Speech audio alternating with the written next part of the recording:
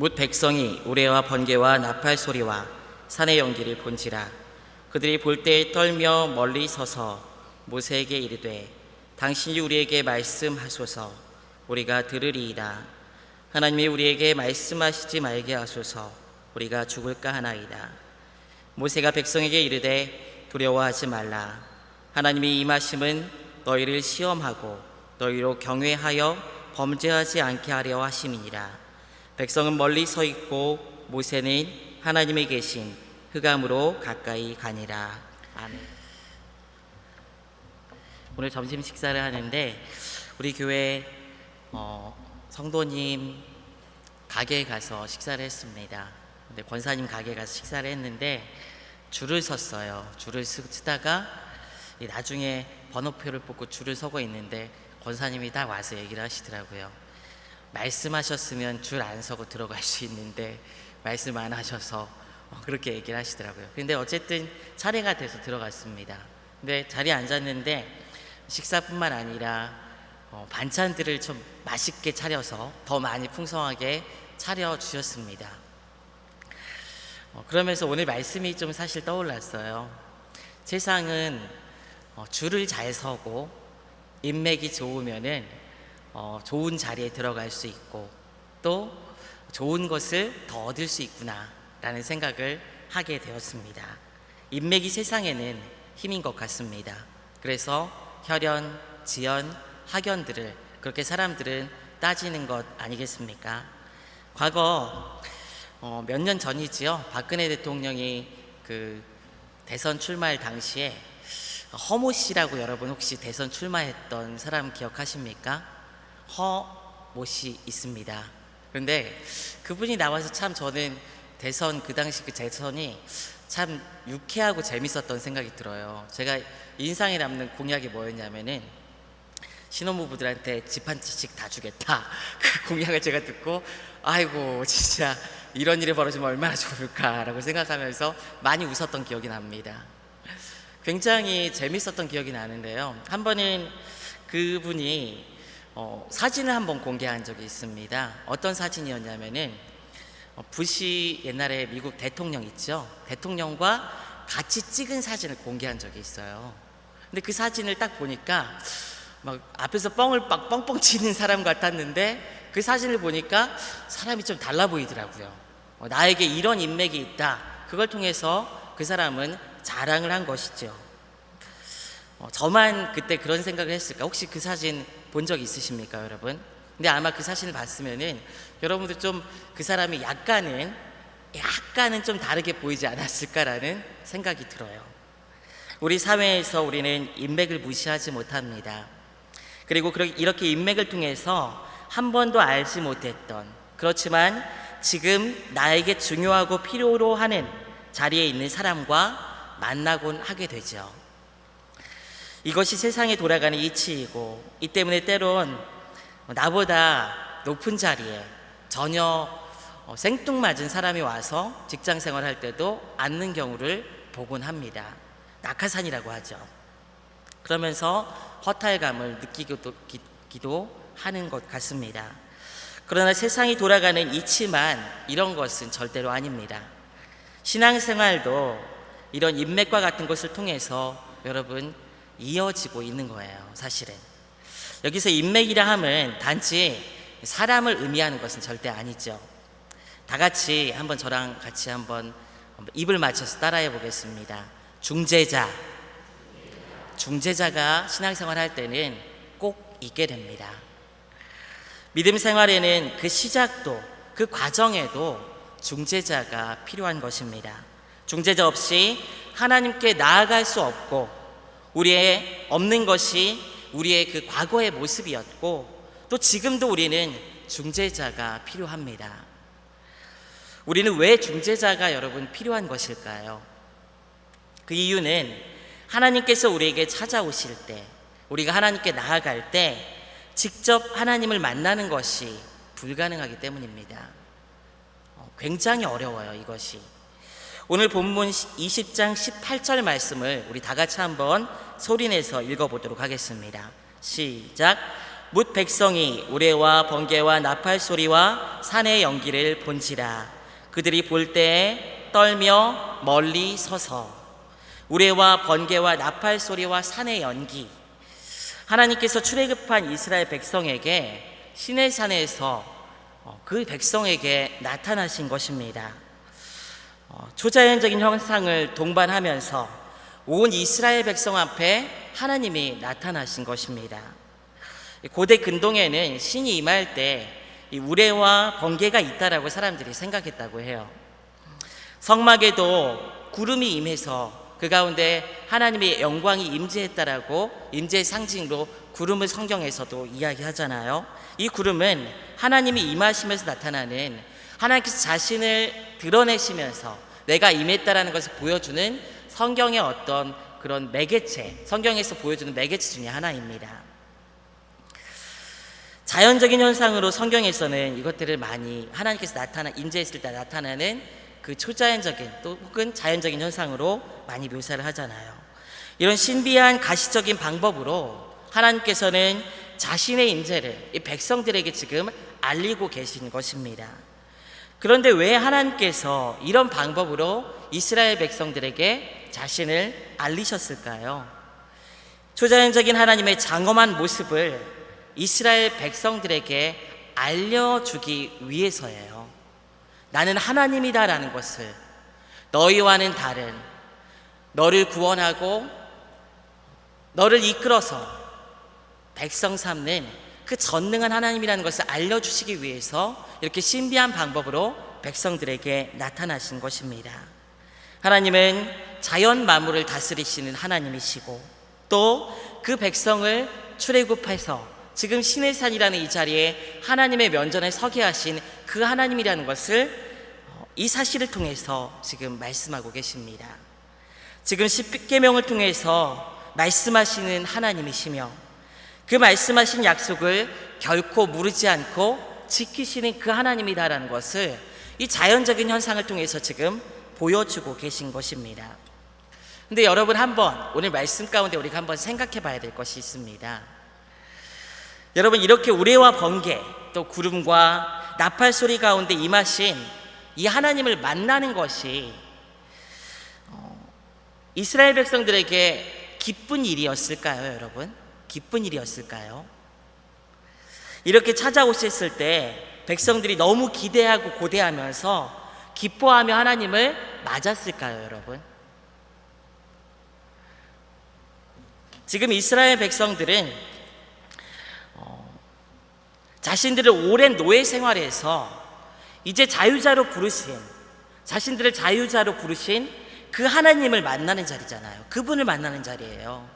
오랜 노예 생활에서 그 고역과 어려움의 자리에서 구원하신 구원자를 만나는 자리가 지금 그 시내산, 하나님이 임하는 그 면전입니다. 우리에게 이런 은혜를 베푼 사람이 있다면 여러분, 그 사람을 만나는 자리가 기쁠까요? 아니면 기쁘지 않는 다른 어떤 감정이 들까요? 보통은 사람이라면 기쁜 마음이 들 것 같아요. 나를 구원한 사람, 나에게 새 생명을 준, 나에게 새로운 인생을 살게 한 이 사람을 만난다는 사실 자체로 기쁘지 않겠습니까? 만나서 손도 꼭 잡아주고 정말 고맙다고 인사하고 그러고 싶지 않겠어요? 그런데 그분이 하나님이라면 얘기가 달라집니다. 이스라엘 백성들이 아마 기쁜 마음도 있었을 것 같기도 해요. 그런데 그런 마음보다 더 큰 마음이 무엇이냐면은 두려움이라는 마음이 임하게 됩니다. 18절 말씀에서도 이 두려움을 잘 표현하고 있어요. 볼 때, 하나님을 볼 때 그 구름이 임하고 구름과 번개, 우레가 있는 그 장면을 보면서 그 소리를 들으면서 이스라엘 백성들이 뭐라고 이야기하냐면 이스라엘 백성의 상태가 볼 때 떨며 멀리 서서라고 표현하고 있어요. 왜 이들이 이렇게 했을까요? 그 상황 자체도 두렵고 떨리긴 하지만 본질적으로 이 죄인들, 이 사람들은 하나님과 만날 수 없기 때문입니다. 하나님은 높이 계신 분이시고 전능하신, 저 높이 계신 우리와 완전히 구별되신 그 하나님이세요. 그런데 그 하나님이 백성 가운데 찾아오니까 얼마나 두렵겠습니까? 우리나라는 중국인들이 우리나라 관광 오면은 거의 꼭 들리는 장소가 있습니다. 그래서 서울에 경복궁 아시죠, 여러분?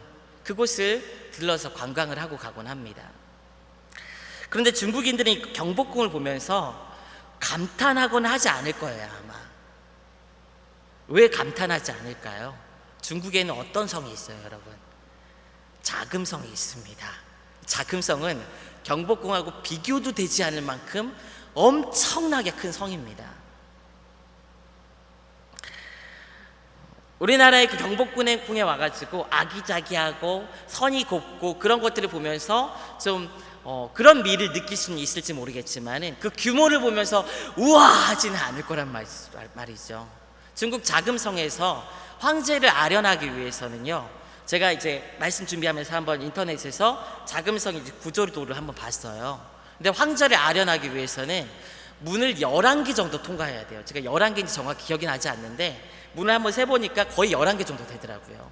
그리고 황제가 있는 그 자리에 높은 계단 위에 황제가 앉아있죠. 그 자리에 딱 가서 자기가 황제를 딱 만날 때는 대신들이 다 꿇어 엎드려가지고 수많은 대신들이 수백 명이나 되는 대신들이 황제 앞에 꿇어 엎드려서 절하고 있는 그런 모습을 본다고 상상해 보십시오. 그 권위와 규모와 위대함에 여러분 놀라고 압도되지 않겠습니까? 하물며 여러분 살아계신 하나님을 만나는 자리가 여러분 얼마나 떨렸겠습니까? 초자연적인 방법으로 임하는 하나님의 임재 가운데 그들은 정말 두렵고 떨렸습니다. 그들이 볼 때 떨며 멀리 서서라고 기록된 이 본문은 원어로 보면 사실은 그 안에 그 동사마다 그리고가 붙어요. 그리고라고 하는 것이 붙어요. 그리고 백성들이 보았고 그리고 그들이 떨었으며 그리고 그들은 멀리 떨어져서 섰다 이렇게 표현하고 있어요. 근데 이 그리고란 말이 딱 들어가게 되면은 굉장히 급박하게 그것이 한꺼번에 벌어진 사건이고 그 다음에 그만큼 긴장감 있는 사건을 표현하는 것입니다. 백성들이 하나님 앞에 섰을 때 그만큼 그 사건이 한꺼번에 일어나면서 굉장한 긴장감을 가지고 하나님 앞에 섰음을 의미하는 거예요. 떨다라는 단어가 이제 히브리어로는 누아라는 단어입니다. 이 말은 마음이 막 동요되는 거예요. 그리고 막 방황해가지고 어찌할 바를 모르는 그런 상태를 의미하는 겁니다. 하나님 앞에 섰을 때 이스라엘 백성들이 하나님께서 초자연적인 방법으로 확 임하셨을 때 굉장한 떨림 가운데 하나님을 지금 어찌할 바를 모르면서 지금 두려워하고 떨고 그 앞에 서 있는 모습을 보여주고 있는 거예요. 그 높으신 하나님을 만날 때 비록 그 하나님이 우리를 구원하신 그 하나님이시지만은 그 하나님 앞에 감사하고 기쁜 마음, 그것보다는 이스라엘 백성들이 느끼는 감정은 두려운 마음이 훨씬 컸던 것입니다. 이사야서 6장 5절에서는 보좌에 앉으신 하나님을 환상 가운데 뵌 이사야의 독백이 담겨 있어요. 그때 내가 말하되 화로다 나여 망하게 되었도다. 나는 입술이 부정한 사람이요 나는 입술이 부정한 백성 중에 거주하면서 만군의 여호와이신 왕을 배웠음이로다 하였더라.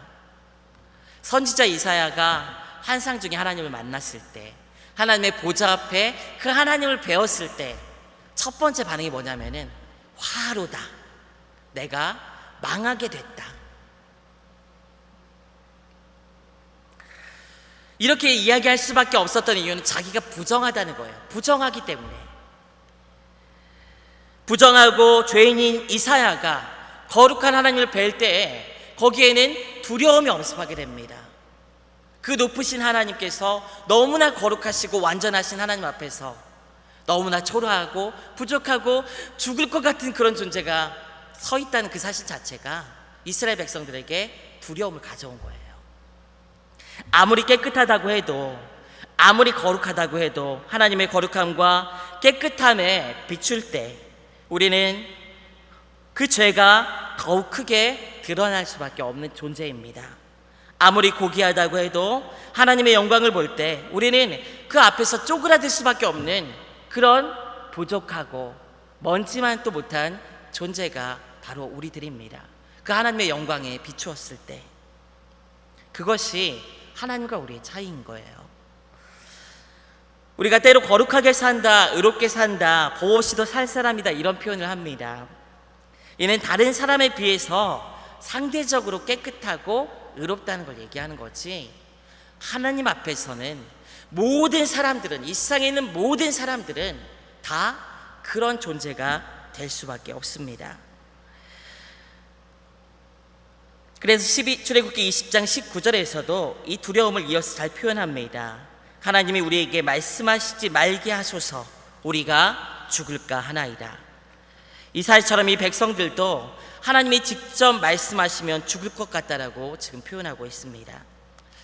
심지어 모세조차도 하나님 앞에서 정말 하나님께서 온유하다고 하고 인정했던 이 모세조차도 어느 날인가 하나님의 얼굴을 뵙기를 청했어요. 하나님, 제가 하나님의 얼굴을 한 번만 뵈었으면 좋겠습니다.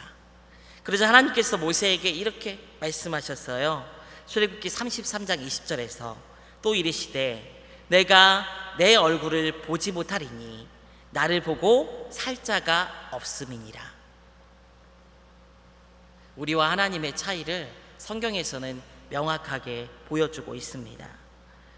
이 거룩하신 하나님 앞에 선 이스라엘 백성들이 얼마나 여러분 그 마음이 두렵고 떨렸겠습니까? 얼마 전에 셀카를 찍으면서 사람들이 재밌는 놀이를 했습니다. 외모 몰아주기라고 여러분 아십니까? 그러면서 막 사진을 찍어요. 여러 사람들이 모여가지고 사진을 찍는데 한 사람한테 외모를 몰아주는 거예요. 어떻게 몰아줄까요, 여러분? 어떻게 몰아줄까요? 그 한 사람만 가장 예쁜 표정을 짓습니다. 그리고 다른 한 사람은 가장 못생긴 표정을 짓는 거예요. 막 그러면서 그 사람이 부각되게 만들어주는 거예요. 근데 여러분, 우리가 하나님 앞에 서면은 우리가 노력하지 않더라도 우리는 외모 몰아주기를 하는 그런 상황에 처할 수밖에 없는 거예요. 하나님 앞에 우리는 그렇게 쪼그라들 수밖에 없어요. 그렇게 부족하고 죄인인 모습으로 멸망 가운데 처할 수밖에 없는, 진노 가운데 갈 수밖에 없는 그런 존재로 하나님 앞에 쓸 수밖에 없는 게 우리들입니다. 그래서 요즘 말로 하나님 앞에 서면은요, 모든 사람들이 다 뭐라고 그러냐면요, 오징어 됐다라고 표현합니다. 오징어 됐다라고. 오징어 됐다라는 표현이 뭔지 잘 모르시는 것 같은데, 가장 못생기고 막 쪼그라드는 표현을 오징어 됐다라고 하는 거예요. 하나님 앞에 우리가 그렇게 될 수밖에 없는 거예요. 하나님은 완전하신 분이기 때문에 우리는 그 앞에서 무조건 다 죄인으로 드러날 수밖에 없게 됩니다. 그것이 하나님 앞에 설 때 우리의 자연스러운 반응이고, 그것이 바로 두려움으로 나타나는 거예요. 우리는요. 여러분, 경외라는 말 혹시 아십니까? 이 경외라는 말의 의미가 여러분 무엇일까요? 이는 하나님에 대해 중히 여기는 마음, 두려움이 포함된 그 마음과 더불어 하나님을 사랑하는 마음이 함께 어우러진 말이 이 경외라는 말입니다. 우리가 하나님을 믿을 때 하나님을 중히 여기는 마음, 두려워하는 마음이 없다. 나는 친구 같은 하나님, 나를 사랑해주는 그 하나님의 사랑에 대해서 너무 감사하고, 하나님이 너무 편하고, 하나님이 너무 좋아. 좋은 신앙이죠. 그런데 그런 표현과 더불어 우리에게 꼭 있어야 되는 게 무엇이냐면은 하나님을 두려워할 줄 아는 마음이 있어야 합니다. 하나님은 우리와 질적으로 다르며 흠이 없는 완전한 분이기에 그 높으신 하나님 앞에 우리는 두려운 마음을 가질 수밖에 없어요. 이 하나님의 구별됨으로 인해서 구약시대 이스라엘 백성들은 이 성막에 들어갈 수가 없었습니다.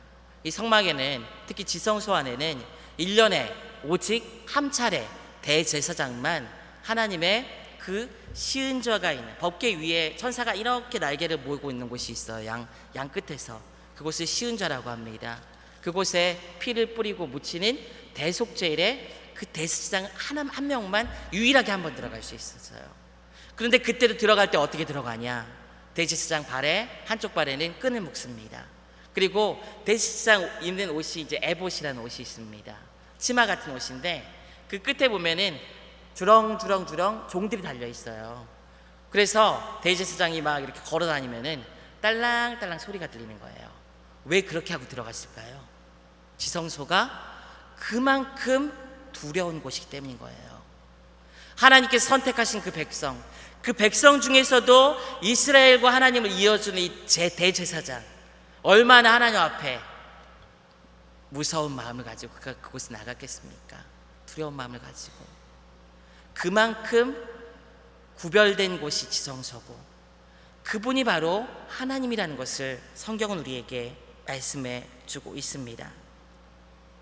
그래서 신자는, 믿음이 있다라고 표현되는 사람들은 하나님을 사랑한다라는 고백과 더불어 하나님을 두려워하는 그 마음을 동시에 가지며 신앙생활하는 자들입니다. 여러분, 하나님 사랑하면은 사랑하는 것으로 하나님 계명 잘 순종할 수 있을까요? 우리가요? 사실 그렇게 되기가 쉽지가 않습니다, 여러분. 하나님은 말을 중히 여기는 마음이 같이 있어야 돼요. 하나님을 사랑하면서도 순종하는 게, 그래서 하나님을 사랑하는 것만으로 되는 게 아니에요. 하나님을 사랑할 뿐만 아니라 그 어미하시고 높으시고 거룩하신 그 하나님을 두려워하는 마음이 함께 갈 때 우리는 순종하는 일에 열정을 품을 수 있고 순종하는 일에 성공할 수 있는 자들이 되는 것입니다. 사랑하는 성도 여러분, 우리를 구원하신 그 하나님이 높으신 하나님, 거룩하신 하나님, 초월하신 전능하신 하나님이라는 사실을 늘 기억하시고 그 하나님을 중히 여기고 무겁게 여길 수 있는 여러분들 되시기를 부탁드립니다. 하나님을 경외하는 우리 모두가 되기를 원합니다. 이것이 하나님을 바라볼 때, 하나님을 만날 때, 하나님의 임재 가운데 나아갈 때 드는 마음이에요, 여러분. 그런데 왜 하나님께서는 굳이 이렇게 두려운 마음을 주면서까지 이 백성들을 찾아오셨을까요, 여러분? 하나님께서 우리를 두렵게 하고 또 놀래키고 장난치기 위해서 찾아오신 분은 절대 아닐 겁니다. 또 하나님께서 야, 내가 너 구원했어, 나야 나, 그러면서 하나님께서 이렇게 뻐기는 마음 가지고 찾아오신 분도 아닐 거예요. 그러면 어떤 목적으로 하나님께서는 두려워함에도 불구하고 백성들에게 찾아오신 것일까요? 오늘 말씀에서는 하나님께서 오신 목적을 분명하게 기록하고 있습니다. 출애굽기 20장 20절 말씀을 우리 다 같이 한번 소리내서 읽어보도록 하겠습니다. 시작. 모세가 백성에게 이르되 두려워하지 말라. 하나님이 임하심은 너희를 시험하고 너희로 경외하여 범죄하지 않게 하려 하심이니라. 오늘 본문 앞에서 하나님께서는 출애굽한 히브리 민족을 만나기 전에 모세를 통해 십계명을 주세요. 여러분, 십계명. 너희를 구원한 여호와 하나님을 경험한 히브리 민족을 단지 구원하고 끝내는 것이 아니라 하나님의 백성으로 부른 것이 나다라는 것을 하나님께서 보여주시면서 말씀하시면서 이 십계명을 주십니다. 십계명 하면 여러분 굉장히 딱딱하게 들리는데, 제가 십계명 강의할 때도 지난번에 오후 성경 공부 시간에 말씀드렸지만, 이 십계명이란 표현은 계명이란 말이 아니라 사실은 10 words라고 제가 말씀드렸습니다. 10 words, 10가지 말씀이에요. 말씀. 십계명은 야, 너희가 이제 하나님의 백성 되었으니까 이렇게 살아야지 내 백성이 될 수 있어 라고 주어진 계명이 아니에요. 이 십계명을 하나님께서 언제 주십니까? 이스라엘 백성들을 이미 구원하셨어요. 구원의 은총을 이미 베푸신 백성에게 하나님께서 십계명을 주신 거예요. 이렇게 살아야지 내 백성이 된다는 것이 아니라 이미 구원하신 그 백성 삼으신, 하나님의 백성 삼으신 그 민족에게 하나님께서 주신 계명이에요.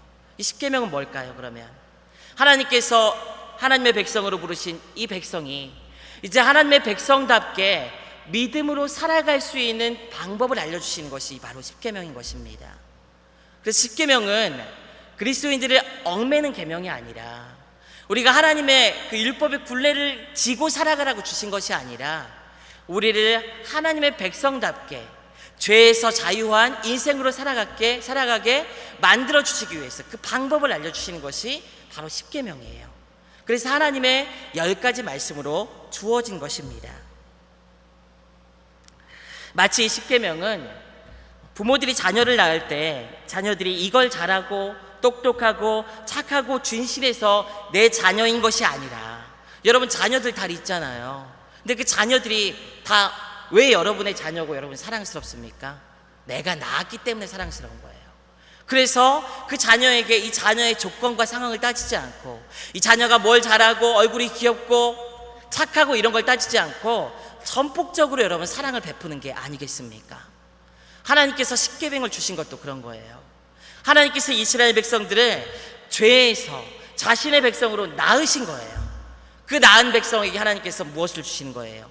이 십계명을 통해서 이제 하나님의 백성으로 서게, 살아가게, 그렇게 살아가서 온전한 하나님의 백성이 되게 하기 위해서 하나님께서 사랑으로 주신 계명이 이 십계명인 것입니다. 이 십계명을 통해서 하나님은 이 백성에게 이런 일을 하기 위해서 찾아오신 거예요. 어떤 일이냐면, 첫째, 이스라엘 백성들을 시험합니다. 이 계명들 통해서 시험하시기 위해 찾아온 거예요. 근데 여기서 시험이라는 단어가 이제 나소트라는 히브리 단어입니다. 근데 이 단어는 우리가 얘기하는 그냥 뭐 유혹이 아니라, 여러분 하나님께서 하시는 시험 무엇이라고 했죠? 제가 영어로 무엇이라고 했죠? 여러분 테스트라고 말씀드렸습니다. 테스트. 이 테스트를 통과하면 더 큰 축복이 있고 더 큰 은혜가 있는 거예요. 테스트를 통해서 사람들은 더 온전해지고 더 많이 알게 되고 더 뛰어내질 수 있는 거예요. 하나님께서 계명들을 통해서 이스라엘 백성들을 테스트하시는 거예요. 말씀을 주시고 말씀과 함께 우리와 함께 거하시며 우리를 시험하시면서 우리의 신앙을 성숙시키는 분이 우리 하나님이십니다. 말씀을 묵상하는데 이 하나님의 계명 자체가 우리에게 테스트라는 생각이 들더라고요. 여러분, 이 하나님의 계명 자체가 거룩함, 의로움, 세상의 법을 거스르면서 살아가는 이 거룩함을 지키는 것이 우리에게 그것 자체가 도전입니다. 그것 자체가 시험이에요. 이 계명이 있다는 것 자체가 시험인 거예요. 말씀을 통해서 하나님께서는 우리에게 믿음의 시험을 하십니다. 너 그렇게 살아야 된다. 말씀하시면 우리는 어때요? 그 말씀과 세상의 기준 사이에 고민하고 갈등하면서 믿음의 선택을 하기 위해서 하나님 앞에 끊임없이 발버둥칩니다. 때론 우리가 못하기 때문에 주의 영께, 주의 영, 하나님의 영을 구하면서 우리가 순종할 수 있도록 은혜 달라고, 하나님의 영으로 역사해 달라고 간구하면서 이 테스트에 우리가 임하게 되는 거예요.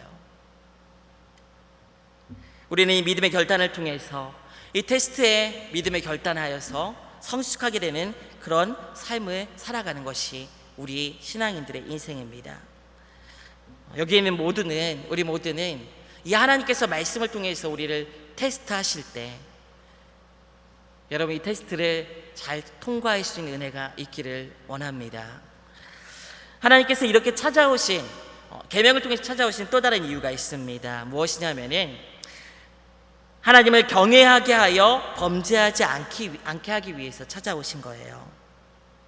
경외라는 말은 아까 제가 말씀드렸다시피 사랑과 두려움이 포함된 단어라고 했습니다. 이걸 좀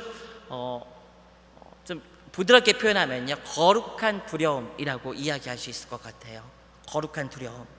이런 거룩한 두려움을 가지고 있을 때 어떻게 됩니까? 범죄하지 않게 되는 거예요. 하나님을 경외하는 자들은 범죄하지 않게 됩니다. 근데 20절 본문은 굉장히 좀 사실은 표현이 참 재미있어요. 오늘 말씀에서 경외하다라는 이 단어가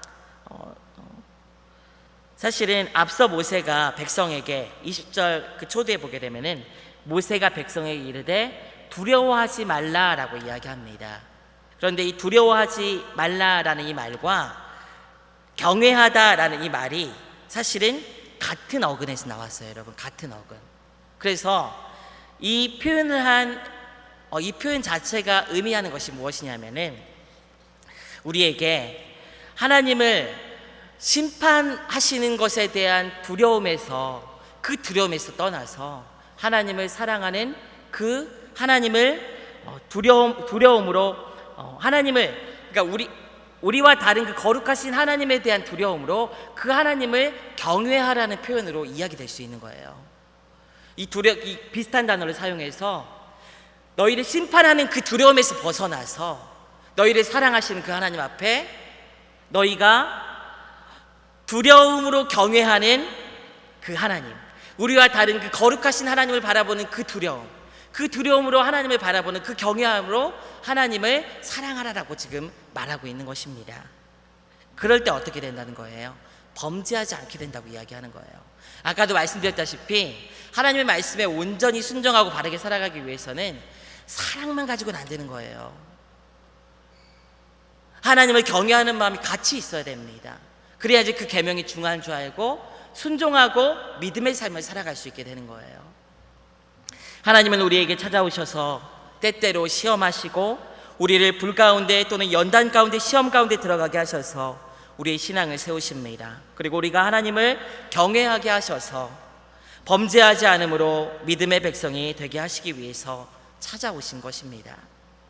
우리를 구원하신 하나님께서 우리를 의롭다 하시고 의로운 합당한 삶을 살아가며 하나님의 백성으로 그 실제적인 모습까지 바꿔가시는 거예요. 이것이 바로 은혜입니다. 그래서 모세는 이 백성에게 이렇게 은혜로우신 하나님이시기 때문에 두려워하지 말라라고 이야기하면서 그 하나님을 경외하라라고 말하고 있는 것입니다.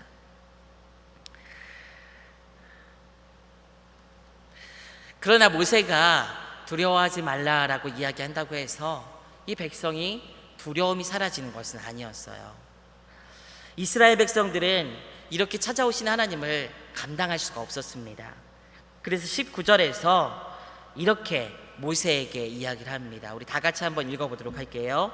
시작. 모세에게 이르시되 당신이 우리에게 말씀하소서 우리가 들으리이다.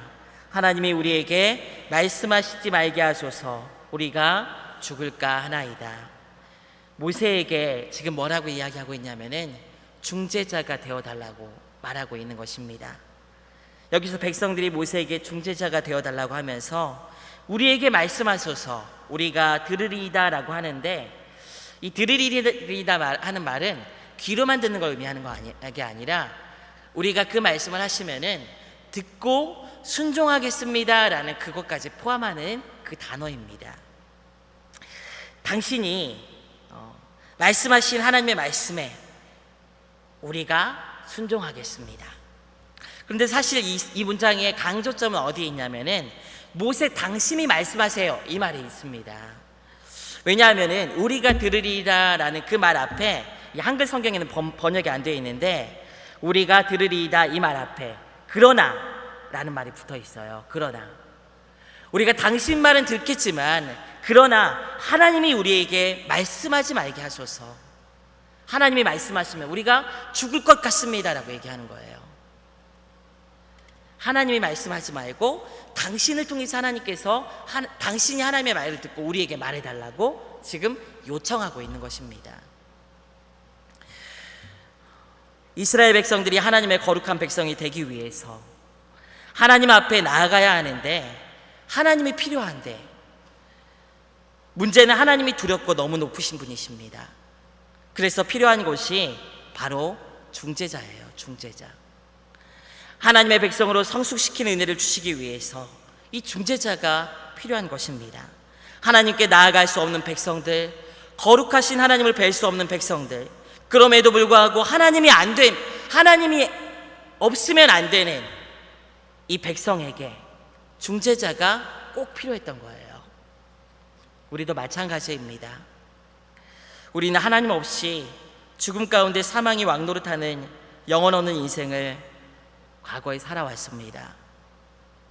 하나님께로 갈 수 없는 인생이 바로 우리들입니다. 그럴 때 하나님께서는 막히고 나아갈 수 없는 우리를 위해서 모세가 이스라엘의 백성의 중재자가 된 것처럼 예수 그리스도를 우리에게 보내신 것이죠. 에베소 2장 14절 말씀에서는 그는 우리의 화평이신지라 둘로 하나를 만드사 원수된 것 곧 중간에 막힌 담을 자기 육체로 허시고 라고 말씀하고 있습니다.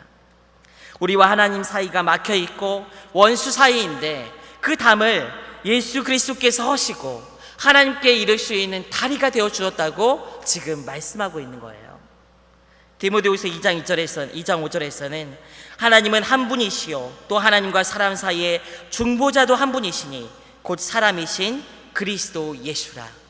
예수 그리스도께서 이 땅에 사람으로 오셔서 우리를 하나님과의 그 사이에서 중재자가 되어 주셨습니다. 우리는 아담의 범죄로 말미암아 하나님께 나아갈 수 없는 존재인데, 하나님께서는 그런 우리를 불쌍히 여기셔서 우리에게 찾아오시려고 합니다. 우리도 하나님께 나아갈 수 있다면 나아가려고 했겠죠. 그런데 하나님이 직접 찾아오고 하나님을 만나게 되면 어떻게 됩니까? 그것으로 그냥 끝인 거예요. 죄인이 하나님을 만나게 되면은 그냥 죽는 거예요. 그냥 멸망하는 겁니다. 하나님을 뵐 수 없는 존재입니다. 그럼에도 불구하고 하나님이 필요한 존재가 사람인 거예요. 그래서 하나님께서 아들 예수 그리스도를 우리와 하나님 사이에 죄의 담을 허시고 거룩하신 하나님 앞에 나아갈 수 있는 중보자, 중재자로 보내신 것입니다. 소망 없는 우리들이 예수 그리스도를 통해서 하나님께 나아갈 수 있게 된 것이죠. 사망 가운데 죽어있는 우리들이 파멸하고 죽지 않고 하나님의 은혜 가운데 나아갈 수 있게 된 것입니다. 완벽한 하나님이시고 완전한 사람이신 주님 때문에 우리는 하나님 앞에 나아갈 수 있게 된 거예요.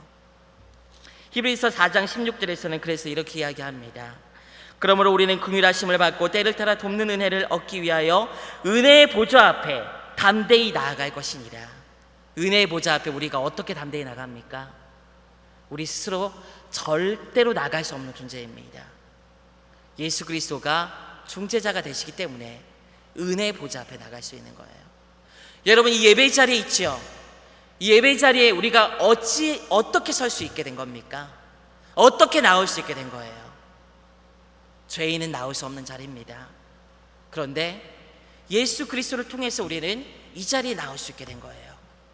예수 그리스도가 하나님과 우리 사이에 그 죄의 담을 허시고 다리를 놔주셔서 그 예수 그리스도를 통해서 하나님 앞에 나아갈 수 있는 특권의 자리가 바로 이 자리인 것입니다. 우리는 예배하면서 이 사실을 잊어버리고 종종 습관적으로 드리는 예배를 드릴 때가 많이 있어요. 근데 이 예배 자체도 그리스도인이 아니면, 예수 그리스도를 주로 고백하지 않으면, 예수 그리스도를 통해서 나아가지 않으면 나아갈 수 없는 굉장히 귀하고 은혜의 자리라는 것을 여러분 꼭 기억하시기를 부탁드립니다. 예수 그리스도께서 우리를 이렇게 중재하셨어요. 그런데 우리가 한번 생각해 봐야 될 것이 있습니다. 중재는 여러분 예수님만 하는 것일까요? 주님께서 우리와 하나님 사이를 중재하고 계셔서 우리가 하나님의 자녀가 되고 은혜를 누리고 있는 것처럼 여전히 우리를 통해 세상에 하나님을 향한 다양한 중재가 지금 이 시대에 이루어져야 되는 거예요, 여러분. 예수 그리스도께서 하나님과 우리 사이를 중재하듯이 먼저 지금 하늘 보좌 우편에 계신 예수 그리스도를 여러분 성령께서 우리에게 중재하고 계심을 여러분 믿으시기 바랍니다. 우리는 성령을 통해서 예수님과 함께 있는 거예요, 여러분. 하나님과 함께 거하게 되는 것입니다. 혹 누가 이렇게 묻는 경우가 있어요. 여러분, 예수님이 지금 어디 계십니까? 어디 계세요? 내 마음속에 계십니까? 내 옆자리에 지금 앉아 계십니까? 아니면 하늘 보좌 우편에 앉아 계십니까? 어디에 계시는 거예요? 다양하게 제스처를 하면서 얘기를 하시는데 하늘 보좌 우편에 앉아 계세요, 지금. 그런데 그러면 내 안에 없고 내 옆에는 안 계신 겁니까? 내 안에도 계시고 여기도 와 계세요. 어떻게 와 계실까요? 성령님을 통해서 와 계신 거예요. 성령을 통해서 우리는 예수 그리스도를 만나고 성령을 통해서 이 시대에 지금 우리가 예배하는 가운데 우리 마음에 예수 그리스도를 모실 수 있는 겁니다. 여기 계시고 저기 계시기도 한 이유가 바로 성령 때문이에요. 성령님도 여전히 우리와 예수 그리스도를 중재하고 계시는 겁니다. 우리는 성령을 통해서 예수님의 은혜를 누리고 예수님을 만나고 있는 거예요. 뿐만 아니라 우리 또한 성령님을 통해서 하나님과 세상을 중재하고 있습니다. 세상이 하나님을 여러분 어떻게 알겠습니까? 여러분 주위에 있는 사람들은 하나님의 사랑과 은혜를 여러분 어떻게 알 수 있을까요? 우리를 통해서 아는 것입니다. 우리를 통해서. 우리의 말, 우리의 거룩한 행실, 우리의 모습을 통해서 하나님을 아는 거예요. 그래서 이 시대의 그리스도인들이 욕을 먹게 되고 거룩하게 살지 못하게 되면, 하나님의 성품을 드러내지 못하게 되면 하나님은 감춰지고 심지어 왜곡되게 되는 겁니다. 우리는 그런 면에서 세상 사람들이 하나님을 아는 중재자가 되는 것입니다. 우리가 예배하며 하나님을 경배할 때 세상은 우리를 통해서 하나님을 보고 만나게 됩니다. 우리가 전도할 때 세상은 우리를 통해서 예수 그리스도를 듣게 되는 거예요. 만나게 되는 거예요. 우리가 선교할 때 하나님은 세상과 만나게 되는 겁니다. 우리가 서로 사랑할 때 하나님의 사랑이 전파되는 과정을 통해서 하나님께서 만나주시는 겁니다. 우리가 구제하고 헌신할 때 하나님께서 우리를 통해서 일하시는 것입니다. 그 자리에 오셔서 우리가 믿음이 연약한 성도에게, 도움이 필요한 성도에게 찾아가고 그 필요를 채우고 은혜를 나눌 때 도움이 필요한 그 성도는 우리를 통해서 그 자리에서 하나님을 만나는 거예요. 여러분, 우리는 하나님을 중재하는 존재들이 되는 것입니다. 그렇다면 중재라는 것은 결국 높으신 하나님을 만나기 위해서, 하나님의 은혜가 흘러가기 위해서 하나님께서 우리에게 이 시대에 요구하는 것으로 볼 수 있겠죠. 여러분, 이 시대의 중재라는 방법을 통해서 하나님께서 만나주시고 역사하시고 일하시니까 중재라는 것은 꼭 필요하고 우리의 사명이 되는 거예요. 그렇기 때문에 어떤 때는 전도로, 구제로, 선교로, 거룩한 삶으로, 권면과 사랑으로 하나님은 세상과 만나게 되는 거예요. 여러분, 예수님께서는 그래서 이렇게 말씀하신 것입니다. 마태복음 5장 16절에서 이같이 너희 빛이 사람 앞에 비치게 하여 그들로 너희 착한 행실을 보고 하늘에 계신 너희 아버지께 영광을 돌리게 하라. 세상은 우리를 통해서 하나님을 보게 됩니다. 하나님을 알고 예수 그리스도를 알고 그 영광을 보게 되는 거예요. 우리의 말과 행동, 우리의 삶이 얼마나 여러분 중요합니까? 우리의 인생이 얼마나 중요한 인생입니까? 세상이 우리를 통해서 하나님을 알아갑니다. 여러분 어떻습니까? 여러분은 중재자로서 이 사명을 잘 감당하고 있습니까? 사랑하는 성도 여러분, 우리가 중재자라는 사실을 잊지 않기를 원합니다. 그래서 세상과 하나님을, 성도들과 하나님을 잘 이어주는 다리가 되는 은혜가 있기를 원합니다. 한 가지만 우리 더 살펴볼게요. 그렇다면 우리는 어떻게 하나님께서 쓰시고 하나님께서 만나주시는 중재자가 여러분 될 수 있겠습니까? 이것이 중요하잖아요. 중재자가 돼야 된다고 하는데 어떻게 우리는 중재자가 될 수 있을까요? 우리 출애굽기 20장 21절 말씀 한번 읽어보도록 하겠습니다. 시작. 백성은 멀리 서 있고 모세는 하나님이 계신 흑암으로 가까이 가니라. 백성들의 요청에 대해서 모세가 어떻게 합니까? 백성과 하나님 사이에 딱 서가지고 하나님의 말을 백성에게 이어주고 백성의 말을 하나님께 이어주고 이런 일을 했을까요? 여러분, 오늘 말씀에서 뭐라고 얘기합니까? 중재자는 가운데 서 있는 사람이 아니에요. 모세는, 백성은 멀리 서 있었지만 중재자는 어떻게 합니까? 흑암 가운데 나아가요. 흑암 가운데. 이 흑암이라는 것은 어두움을 얘기하는 게 아니에요. 이 원어상으로 보게 되면은 빡빡한 구름을 얘기합니다. 하나님의 임재가 가득한, 하나님이 있는 더 깊숙한 곳으로 모세가 나아갔다는 거예요. 이스라엘 백성은 하나님이 들어와서 멀리 있을 수밖에 없었어요. 그런데 그 백성들은 하나님과 더 가까이 해야 돼요. 그래서 중재자가 어떻게 합니까? 백성하고 하나님 사이에 쓴 게 아니라 하나님께 더 나가야 되는 거예요. 하나님께. 중재자는 하나님께 더 가까이 가고 하나님을 만나고 하나님의 은혜를 경험하게 되면은 중재자가 될 수 있는 거예요. 여러분, 왜 이 시대에 우리가 하나님의 그 은혜를 누린 자로서 중재자가 되지 못하고 하나님을 드러내지 못하고 하나님의 일을 감당하지 못하고 있습니까? 하나님과 친밀하지 않기 때문이에요. 하나님과 친밀하면은 그 하나님의 말을 전하게 되어 있는 것입니다. 힘있게 전하게 되고 능력있게 전하게 되고 더 명확하게 전하게 되는 거예요. 담대함을 가지고. 그런데 세상과 하나님 사이 중간에 서 있으려고 하면 안 되는 거예요, 여러분. 여러분들은 어디서 계십니까? 혹시 세상에도 조금 하나님께도 조금 이렇게 서 있지는 않습니까? 적당히 살다가 그냥 가자, 나만 구원받으면 되지, 교회에서 좀 시키는 일 하고 하자, 적당히 하십니까? 깊숙이 하나님께 가야 돼요. 하나님께 더 깊숙이 갈 때 우리는 주의 일을 감당하고 하나님을 드러내는 인생을 살아갈 수가 있습니다. 요한복음 15장 4절과 5절은 이렇게 이야기합니다. 내 안에 거하라, 나도 너희 안에 거하리라. 가지가 포도나무에 붙어있지 아니하면 스스로 열매를 맺을 수 없음같이 너희도 내 안에 있지 아니하면 그러하리라. 나는 포도나무에 너희는 가지라. 그가 내 안에 내가 그 안에 거하면 사람이 열매를 많이 맺나니 나를 떠나서는 너희가 아무것도 할 수 없습니다.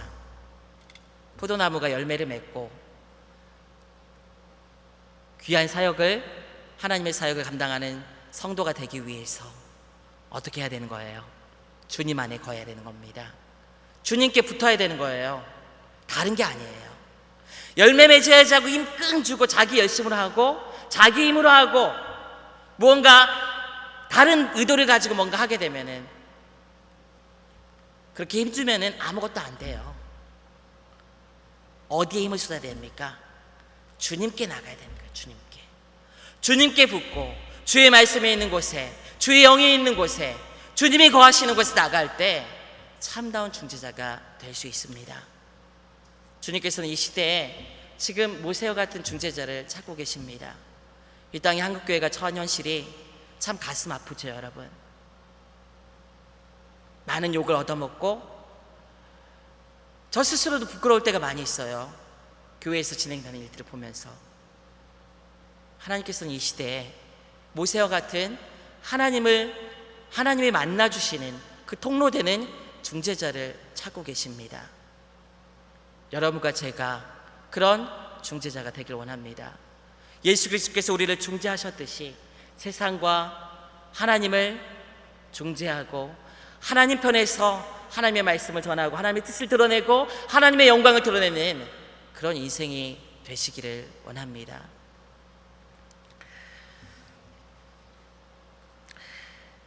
제 친구가 대학원 다닐 때 제가 대학원을 한 2학년쯤 다닐 때 학교를 못 들어가는 거예요. 저랑 같이 총신대학교 그 동문으로 같이 입학해서 굉장히 오래 공부한 친한 친구인데 군대 들어간다고, 장교를 들어간다고 군대 안 가고 있다가 나중에 장교를 들어가려고 하는데 윗몸 일으키기 몇 개 못해가지고 떨어져가지고 사병으로 들어갔습니다. 그 친구가. 그때부터 인생이 막 꼬이기 시작하더니 대학원 시험 보는데 계속 떨어지는 거예요. 근데 그 친구가, 제가 대학원 들어가서 같이 자취를 했는데 그 친구가 저한테 굉장히 대학교 들어갔을 땐 많은 도전을 주고 많은 걸 깨닫게 하고 저랑 같이 기도하러 다니고 제가 힘들어할 때 막 끌어주고 막 그랬던 친구거든요. 항상 저를 끌어줬던 친구예요. 근데 그 친구가 하루는 제가 사역 마치고 온지 아니면 학교에서 왔는지 저녁에서 같이 식사를 하려고 하는데 그러는 거예요. 주연아, 나 이제 못할 것 같다. 주님 뜻이 아닌 건 아닌가 모르겠다. 그러는 거예요. 근데 제 마음이 그때 참 아프더라고요, 이 친구를 보는데. 왜냐하면 그 친구는 항상 저를 끌어주고 저와 같이 기도하자고 하고 저와 말하면 제가 항상 뭔가 깨닫는 굉장히 귀한 친구거든요. 그 친구한테 제가 늘 그래요. 너는 학자할 사람이고 목회자면 정말 잘하는 사람이니까 그런 얘기를 항상 했어요. 근데 그 친구가 그런 얘기를 하니까 제가 마음이 참 아프더라고요. 그래서 그 친구에게 그때 제가 그랬어요. 친구야, 네가 여기 아니면 어디 가겠냐? 네가 여기 없으면은 목회할 사람 거의 없을 거다. 너 꼭 여기 있어서 하나님께서 인도하신 대로 꼭 가라. 근데 제가 그 말을 하면서 마음에 막 하나님의 감동이 있더라고요. 그 친구 눈빛을 딱 보는데, 여러분 드라마 같은 데 보면은 막 뭔가 충격적인 얘기를 딱 들었을 때 눈빛이 막 흔들리잖아요. 그것이 저는 연기인 줄 알았는데 실제로 보니까 그런 일이 벌어지더라고요. 그 친구 눈에. 나 진짜 그만두려고 했는데 제가 그렇게 얘기하니까 그때 그 친구가 막 눈빛 흔들리면서 막 울먹울먹 하면서 그 다음부터 진짜 마음을 먹고 공부를 열심히 하더라고요. 근데 뭐 다양한 경로를 통해서 지금은 이제 다른 경로를 통해서 어디 다른 교단의 목회자가 됐습니다. 근데 제가 그 친구를 보면서 그때 느낀 게 무엇이냐면은, 어느 누구도 우리가 하나님 앞에서 진실되게 주의 뜻에 붙들려 살려고 노력하고 애쓰면서 하나님의 뜻에 민감하게 반응할 때 중재자가 될 수 있구나라는 생각을 하게 됩니다. 사랑하는 성도 여러분, 어려운 게 아니에요. 주님 곁에 우리가 거하면서 우리의 삶에 우리의 필요를 생각하고 요청하는 그런 눈길과 상황들을 보게 될 때 그 자리에 나아가 기도하는 가운데 주의 메시지를 전하고 드러내고 우리의 일들을 감당할 때 우리는 능히 중재자가 될 수 있는 줄 믿습니다. 하나님께 가까이 가는 자가 할 수 있는 거예요. 하나님께 늘 가까이 가서 주님께서 세상을 만나는 통로가 될 수 있는, 주님께서 믿음이 약하고 힘든 지체들을 만나는 그런 통로가 될 수 있는 그런 복된 인생이 되시기를 주님의 이름으로 축원드립니다.